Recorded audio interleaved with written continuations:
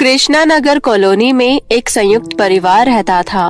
उस परिवार में कामिनी और सरिता नाम की दो जेठानी देवरानी रहती थी। दोनों की एक एक बेटी थी। सरिता की बेटी का नाम था रूपल और कामिनी की बेटी का नाम था सपना।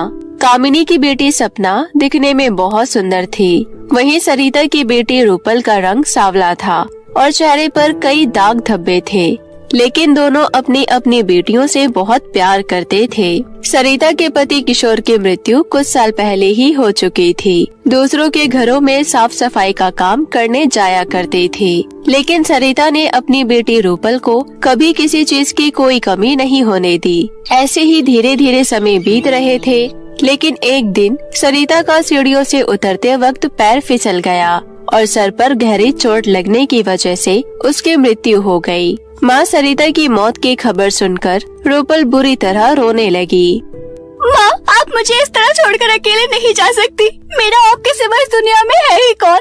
मैं आपके बिना नहीं रह पाऊंगी। मुझे भी अपने पास बुला लो माँ। रूपल को रोता देख कामिनी गुस्से से बोली, चुप कर मनहूस, इस तरह रोने से तेरी मरी हुई माँ वापस नहीं आ जाएगी। अब तेरी माँ का अंतिम संस्कार भी मुझे ही करना पड़ेगा। एक तो पहले से इस घर में पैसों की इतनी तंगी है, ऊपर से अब तेरा खर्चा भी मुझे उठाना पड़ेगा। हाँ। ये कहते हुए कामिनी रूपल को कोसने लगी। फिर अंतिम संस्कार हो जाने के बाद रूपल घर आकर अपनी माँ को याद कर फूट फूट कर रोने लगी। वहीं दूसरी ओर कामिनी ने अपना असली रंग दिखाना शुरू कर दिया। अब कब तक अपनी मरी हुई माँ का मातम मनाती रहेगी? जा रसोई में जाकर झूठे बर्तन साफ कर, सुबह से गंदे पड़े हुए हैं और घर की साफ सफाई भी करनी है। पर ताई जी, मैं तो अभी बहुत छोटी हूँ, मुझे घर का काम करना बिल्कुल भी नहीं आता। आप मुझे कुछ और काम दे दीजिए। खाना खाने के समय तो 4 जनों का खाना अकेले खा जाती है, काम चोर कहीं की। चुपचाप जाकर घर का सारा काम कर, समझी? ज्यादा जुबान चलाएगी तो तुझे धक्के मारकर इस घर से बाहर निकाल दूंगी। कामिनी की बात सुनकर रूपल डर कर जैसे तैसे घर की सफाई करने लगी। उसके बाद झूठे बर्तन धोए। फिर थक हार कर रूपल जैसे ही अपने कमरे में जाकर आराम करने लगी, इतने में वहाँ कामिनी आ पहुँची और गुस्से से बोली, अच्छा, तो महारानी यहाँ आराम फरमा रही हैं। चल जल्दी से उठ और जाकर अपने बेटी के लिए खाना गरम कर, वो स्कूल से आती ही होगी। ताई जी, मैं भी कल से स्कूल जाऊंगी। एक हफ्ते से मैं स्कूल नहीं गई। बढ़िया है स्कूल जाने वाली। तेरे स्कूल चले जाने के बाद क्या तेरी मरी हुई माँ घर का काम करने आएगी? जा और जाकर खाना गरम कर। रूपल रोते हुए किचन में जाकर खाना गर्म करने लगी, लेकिन गैस की आंच तेज होने की वजह से सारा खाना जल गया। तभी वहाँ कामिनी गुस्से से चिल्लाती हुई आई और बोली, सत्यानाश हो तेरा। मुझे पता है तू मेरी बेटी से बहुत जलती है। तूने जानबूझकर खाना जलाया है ना? नहीं ताई जी, मैंने ये जानबूझकर नहीं किया, गलती से हो गया। आगे से मैं ध्यान रखूंगी, मुझे माफ कर दो। मुझे सब पता है, तूने ये सब कुछ जानबूझकर किया है ताकि मेरी बेटी स्कूल से आकर खाना ना खा पाए। तुझे इसकी सजा जरूर मिलेगी। आज तुझे खाना नहीं मिलेगा, एक दिन भूखी रहेगी, तभी तेरी अकल ठिकाने आएगी।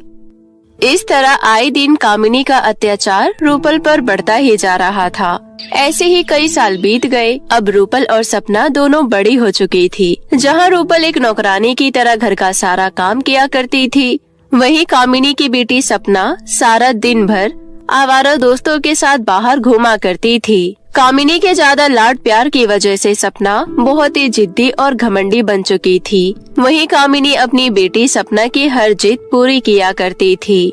एक दिन की बात है, जब ये बात सपना को पता चली तो वो खुश होते हुए अपनी माँ कामिनी से बोली, मॉम, आपको पता है हमारी कॉलोनी में अगले हफ्ते ब्यूटी कंपटीशन होने वाला है और जो कोई भी इस कंपटीशन को जीतेगा उसे पूरे 1 लाख रुपए का इनाम मिलेगा। साथ ही साथ उसे फिल्मों में काम करने का मौका भी मिलेगा।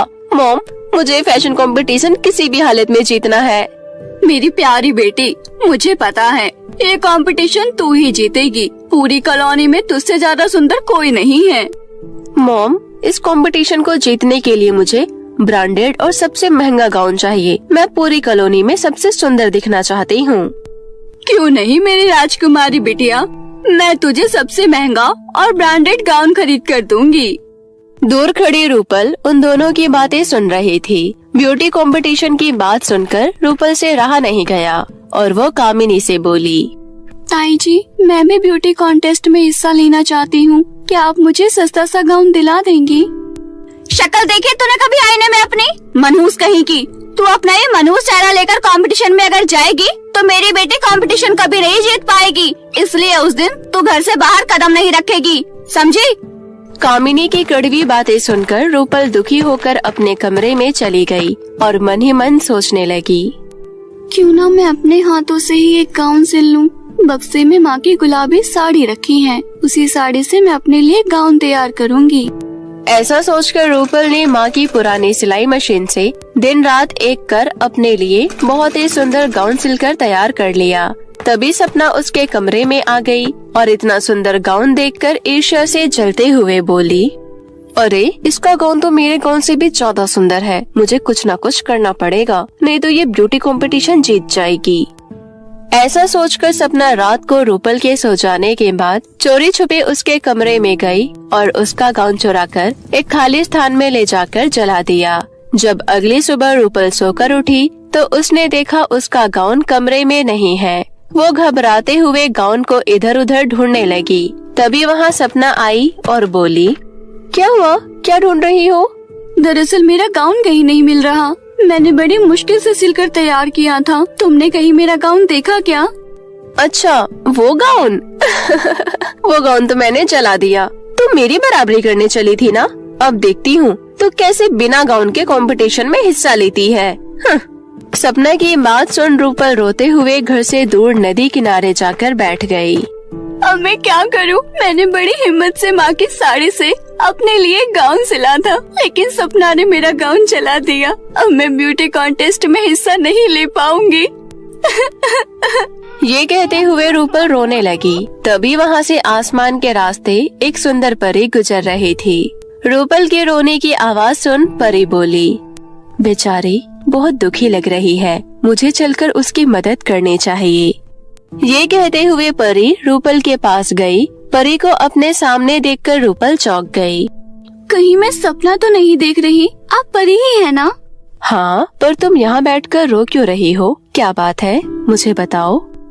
रूपल ने रोते हुए परी को सारी बात बताई, जिसे सुनकर परी ने कहा, ये तो बहुत ही बुरा हुआ, लेकिन कोई बात नहीं, मैं तुम्हें जादुई गाउन देती हूँ। इस गाउन के जादू से तुम ब्यूटी कंपटीशन अवश्य जीत पाओगी। रूपल परी का धन्यवाद कर खुशी खुशी जादुई गाउन लेकर घर लौट आई। जैसे ही उसने गाउन पहनकर देखा, वो परी की तरह खूबसूरत बन गई कि तभी सपना उसके कमरे में आ गई और रूपल को इतना सुंदर गाउन पहने हुए देख बोली, अरे रूपल, तुम इतना सुंदर गाउन कहाँ से लेकर आई? ये गाउन मुझे एक परी ने दिया है।